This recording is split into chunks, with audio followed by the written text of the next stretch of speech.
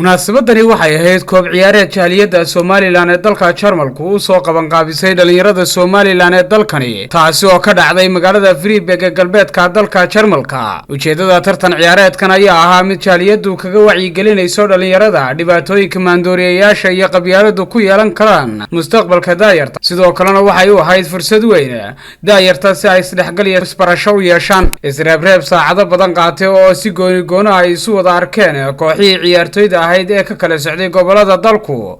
Waxa gabagabadii finalka isugu soo baxay labada kooxood ee magaalooyinka Wiesbaden iyo Mainz, halkaas oo kooxdii magaalada Wiesbaden kaga badisay kooxda dhigooda ahayd ee magaalada Mainz 2-1. Xogayaha dhalinyarada iyo ciyaaraha jaaliyadda Soomaaliland Muxyidiin Saleebaan Caraale iyo Guulad Cabdi Xasan oo ah xiriiriyaha laamaha jaaliyadda ee dalka Jarmalka oo ugu horeyn ka hadlay goobta ayaa iftiimiyay muhiimadda ciyaaraha iyo isdhexgalka dhalinyaradu u leedahay bulshada. waxaan aad iyo aad halkan ugu mahadnaqayaa dhammaan kooxii ka soo qayb galay iyo koobkii quruxda badnaa ee nooga dhacay maanta gagidan aan joogno.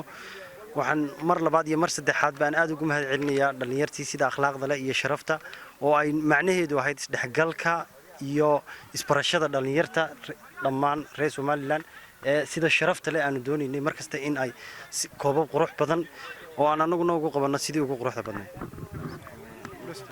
koobkani waxa weeye koobkii samarka oo ay qabato jaaliyaddu waxa weeyaan si fiican buu u socdaa dhalinyar badan baa joogta insha Allah tani waxay ka turjumaysaa isdhexgalka dhalinyarta Soomaaliland ee degan dalka Jarmalka iyagoo ku kulmaya ciyaaruhuna waxa weeye waa meesha kaliya ee keenta isku dhexgalka iska warhaynta bulshada ku wada nool.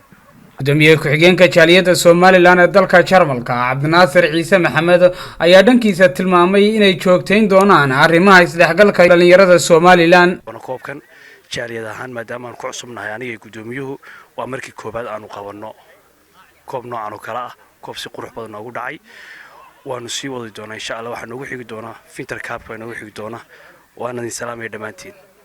gabagabadii waxaa hadalka qaatay afhayeenka jaaliyadda Soomaaliland Maxamed Cali Bila Camuudi oo ku soo dhaweeyay mikrofoonka gudoomiyaha jaaliyadda Soomaaliland Axmed Saalax Cabdi. waxaanu gudoomiyuhu ballan qaaday inay xilliga qaboobaha qaban doonaan kulan ciyaareed kan ka ballaaran.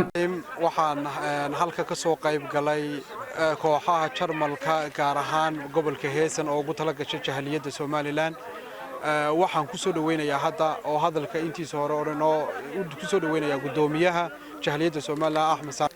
ugu horeyn waxaan halkan uga hambalyeeynaa kooxda koobka ku guuleysatay oo ah kooxda ka timi Wiesbaden ka socota. sidoo kale waxaan halkan uga hambalyeynayaa xogayaha xiriirka sportska iyo maxaa la yiraahdaa dhalinyarada ee jaaliyadda Soomaaliland Muxyidiin Saleebaan oo koobkan quruxda badan inoo soo qaban qaabiyay.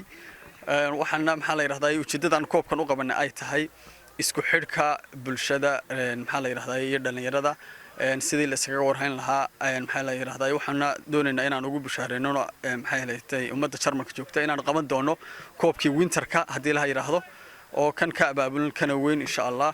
ugu dambeyntiina waxaa halkaasi lagu abaalmariyay kooxdii ku guuleysatay kaalinta koowaad oo la gudoonsiiyay koob halka kooxihii kalena lagu abaalmariyay kaalmihii ay galeen. Sakariye Jeelani, Zab TV, wararka dalka Jarmalka.